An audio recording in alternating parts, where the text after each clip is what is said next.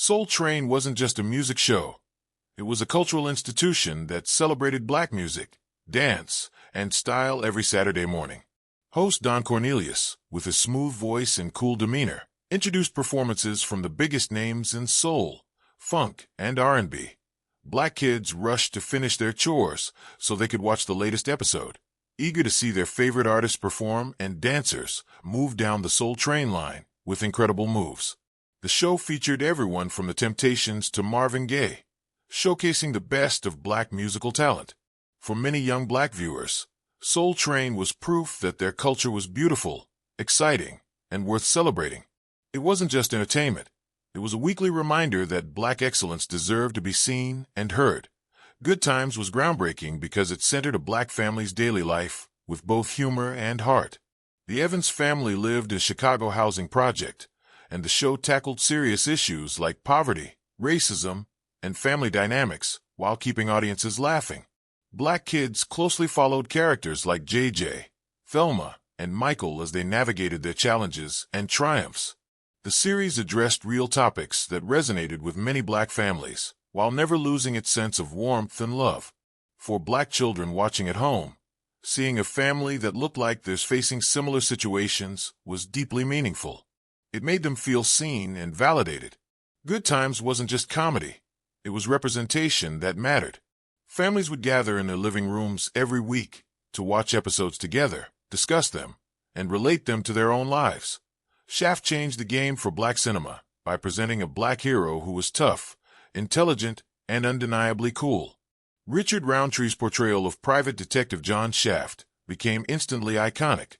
His leather coat, confident walk, and Isaac Hayes' legendary theme song made him an unforgettable character. For black audiences, Shaft represented something rarely seen in Hollywood: a black man who took control of his story and commanded respect.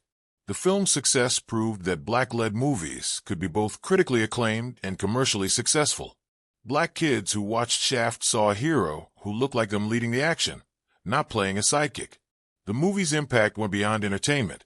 It showed that black characters could be complex, powerful, and central to the story. Shaft's legacy continued to influence black cinema for decades to come. Sanford and Son brought black comedy to mainstream television with the hilarious dynamic between junk dealer Fred Sanford and his son Lamont. Red Fox's comedic genius turned Fred's antics and fake heart attacks into catchphrases that black families quoted for years. The show was set in a Los Angeles junkyard, but its humor and heart transcended its setting. Black audiences loved the show because it featured relatable characters, sharp wit, and genuine father-son moments. For black kids, watching Fred and Lamont's relationship was both entertaining and familiar. The playful arguments and deep love reflected dynamics they saw in their own families. Sanford and Son proved that black sitcoms could dominate prime time and attract audiences of all backgrounds. The show's legacy lives on in black comedy and continues to be celebrated by those who grew up watching it. The Jeffersons made history as one of the first shows to depict a successful black family living in luxury. George and Louise Jefferson moved on up to a deluxe apartment in Manhattan, and their story represented upward mobility and black success.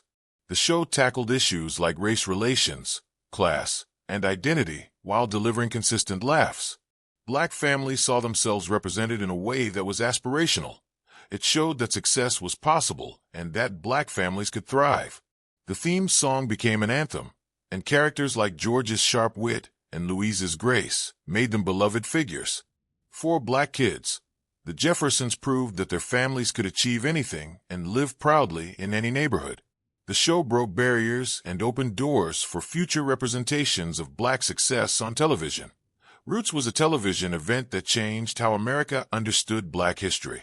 The miniseries traced Kunta Kinte's journey from Africa through slavery to freedom, and it held the nation captive for 8 nights. Black families gathered around their TVs, watching with tears, anger, and pride as their history unfolded on screen.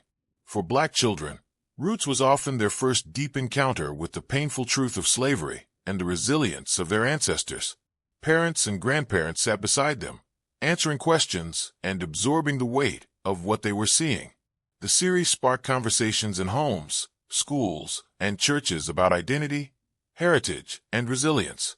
Roots wasn't just entertainment, it was education, validation, and a powerful reminder of where Black people came from and what they had overcome. Its impact was profound and lasting, shaping how an entire generation understood their history. What's happening? Brought teenage Black life to television with humor, heart, and relatability. The show followed Raj, Dwayne, and Rerun as they navigated high school, friendships, and growing up in Los Angeles. Black kids saw themselves in the characters' everyday struggles and adventures, from school projects to family dynamics. The show's setting at Rob's Place, a local diner, became an iconic hangout spot that represented community gathering spaces Black teens knew well. What's happening? Addressed real issues like peer pressure and family expectations while keeping its tone light and fun. For Black teenagers in the 1970s, the show was a mirror of their own lives, proof that their experiences mattered and deserved to be on TV. The show's legacy continued with its sequel series and remains beloved by those who grew up watching it. Claudine told a powerful story about a single Black mother navigating poverty, love, and dignity in Harlem. Diahann Carroll's performance as Claudine brought depth and humanity to a character many Black families could relate to. The film didn't shy away from showing the challenges of raising 6 children on welfare while trying to maintain hope and love. For Black audiences, Claudine was a realistic portrayal of struggles they understood, balancing survival with dreams of something better. The movie showed that love and family could thrive even in difficult circumstances. Black kids watching saw a mother who worked hard, sacrificed, and loved fiercely, reflecting the strength they saw in their own families. Claudine was important because it centered a Black woman's story with honesty and respect, showing that her life and experiences were worthy of cinematic attention. Cooley High captured Black teenage life in 1960s Chicago with authenticity, humor, and heart. The film followed high school friends Preach and Cochise as they navigated school, friendship, first love, and the challenges of growing up. For Black audiences, Cooley High felt real. It showed the joy, laughter, and pain of coming of age in a Black neighborhood. The movie's soundtrack featured Motown classics that added to its cultural resonance, and its honest portrayal of friendship and loss made it deeply moving. Black kids who watched Cooley High saw their own experiences reflected on screen, the tight friendships, the neighborhood dynamics, and the bittersweet reality of growing up. The film became a cultural touchstone that influenced future coming-of-age stories and remains beloved for its authentic representation of Black youth. Superfly presented a controversial but undeniably stylish look at street life in Harlem through the character of Youngblood Priest. Ron O'Neal's portrayal, combined with Curtis Mayfield's iconic soundtrack, made the film a cultural phenomenon. The movie showed the harsh realities of the drug trade, while also depicting a character trying to escape that life. For Black audiences, Superfly was complex. It entertained with its fashion, music, and attitude while also sparking debates about representation and glorification. Black kids were drawn to the film's style and swagger, even as parents and community leaders questioned its message. Superfly's impact on fashion, music, and Black cinema was undeniable, and it remains a significant part of 1970s Black cultural history. Lady Sings the Blues introduced Diana Ross as a serious actress in her powerful portrayal of jazz legend Billie Holiday. The film traced Holiday's rise to fame and her struggles with addiction and racism. For Black audiences, the movie was both a celebration of a musical icon and a sobering look at the price of fame for Black artists. Ross's performance earned critical acclaim and showed that Black stories about real historical figures deserve to be told with depth and respect. Black families watched as Holiday's talent and tragedy unfolded on screen, recognizing the barriers Black artists faced in pursuing their dreams.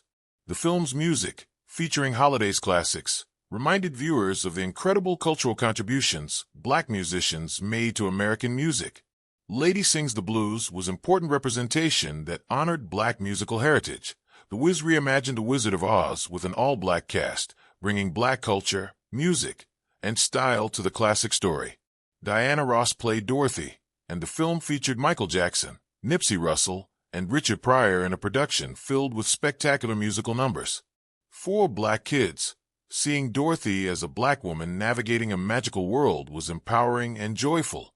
The movie's soundtrack blended soul, funk, and gospel, creating music that resonated deeply with black audiences. The Wiz celebrated black creativity and showed that classic stories could be retold through a black cultural lens. The film's costumes, choreography, and performances were distinctly black, making it a celebration of identity and artistry. For black families, The Wiz was a visual and musical feast that proved black excellence belonged in every genre. Car Wash was a vibrant ensemble comedy that captured a day in the life of workers at a Los Angeles car wash. The film featured a diverse black cast including Richard Pryor, George Carlin, and the Pointer Sisters, and its soundtrack became a disco classic. For black audiences, Car Wash was entertaining and relatable. It showed working-class black people with humor, dignity, and personality. The film celebrated community and the small moments that make up daily life, from workplace banter to personal dreams. Black kids watching saw characters who worked hard but still found joy, music, and connection in their day. Car Wash's energetic tone and memorable music made it a feel-good film that represented black life with authenticity and fun. Blackula brought black characters and culture into the horror genre with style and substance. William Marshall's portrayal of an African prince cursed to become a vampire combined horror with social commentary about racism and history. For black audiences, Blackula was both entertaining and meaningful. It showed that black stories could exist in any genre while still addressing real issues. The film's success proved that black-led horror movies had an audience and paved the way for more diverse representation in the genre. Black kids who watched Blackula experienced both scares and pride, seeing a powerful black character at the center of a supernatural story. The movie's blend of horror, romance, and cultural commentary made it a unique and important film in 1970s black cinema. Claudine was a romantic drama that portrayed the challenges and joys of black love and family life in realistic terms. Diahann Carroll and James Earl Jones brought depth to their roles as two people trying to build a life together despite economic struggles. For black audiences, Claudine was meaningful because it showed that love, hope, and dignity could exist alongside hardship. The film didn't romanticize poverty, but instead showed the strength and resilience of black families navigating difficult circumstances. Black kids watching saw adults who loved deeply and worked hard, reflecting the values their own families held. Claudine was important representation that centered black working-class life with respect and humanity. Which Way Is Up? Featured Richard Pryor in multiple roles in a comedy that tackled class, labor rights, and personal identity. The film followed an orange picker whose life changes when he becomes involved in union organizing. For black audiences, Pryor's comedic genius brought laughs while the story addressed real issues affecting working-class black communities. The movie's social commentary was wrapped in humor, making serious topics accessible and entertaining. Black families appreciated the film's balance of comedy and conscience, showing that entertainment could also spark thought and conversation. Which Way Is Up? Demonstrated that black films could be both funny and meaningful, entertaining audiences while making them think. Sparkle told the story of three sisters from Harlem who form a singing group in the late 1950s and early 1960s. The film explored themes of ambition, family, and the price of fame within the black community. For black audiences, Sparkle was both inspiring and cautionary. It showed the dream of musical success while also depicting the dangers that could come with it. The movie's soundtrack featured soul and R&B music that resonated deeply with black viewers, and the story of sisterhood and sacrifice felt personal. Black girls watching saw themselves in the characters' dreams and struggles, understanding both the allure and the cost of stardom. Sparkle celebrated black musical talent while offering a realistic look at the challenges black artists faced. Uptown Saturday Night was a comedy that brought together an all-star black cast, including Sidney Poitier, Bill Cosby, and Richard Pryor. The film followed two friends trying to recover a stolen lottery ticket, leading to hilarious adventures. For black audiences, the movie was pure fun, a chance to see beloved black entertainers working together in a comedy that celebrated black culture and community. The film's humor came from its characters and situations rather than stereotypes, making it both entertaining and respectful. Black families enjoyed watching the movie together, laughing at the antics, while appreciating the representation of black friendship and neighborhood life. Uptown Saturday Night showed that black comedy could be successful, sophisticated, and thoroughly enjoyable. Cornbread, Earl and Me was a powerful drama about police violence and its impact on a black community. The film told the story of a promising young basketball player killed by police and the aftermath his death creates. For black audiences, the movie addressed painful realities they understood too well: the loss of young black lives and the fight for justice. The film featured a young Lawrence Fishburne and dealt with themes of innocence, injustice, and community resilience. Black families watching recognized the story's relevance and its reflection of real struggles in their communities. Cornbread, Earl and Me was important because it brought attention to issues that matter to black people and did so with honesty and emotional depth. Mahogany starred Diana Ross as an aspiring fashion designer who rises from poverty in Chicago to become an international model. The film explored themes of ambition, identity, and love within the context of the fashion world. For black audiences, Mahogany was both glamorous and thought-provoking. It showed a black woman achieving success in a predominantly white industry, while questioning what success truly means.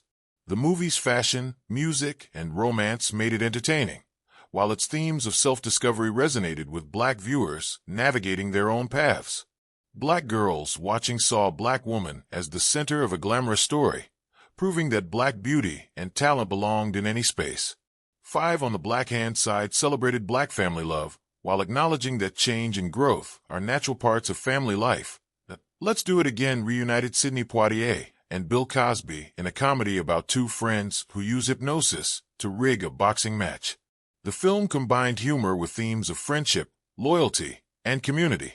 For black audiences, the movie was pure entertainment, a chance to watch beloved black stars in a fun, clever story. The chemistry between Poitier and Cosby made the film engaging, and its lighthearted approach provided joy without sacrificing intelligence. Black families enjoyed the movie together, laughing at the schemes and appreciating the representation of black friendship and ingenuity. Let's Do It Again showed that black films could be commercially successful while remaining culturally authentic and thoroughly enjoyable. Which of these shows or movies meant the most to you growing up? Drop your favorite memory in the comments below. Hit that like button and subscribe so you never miss another trip down memory lane. Let's keep celebrating the shows and films that shaped black culture in the 1970s.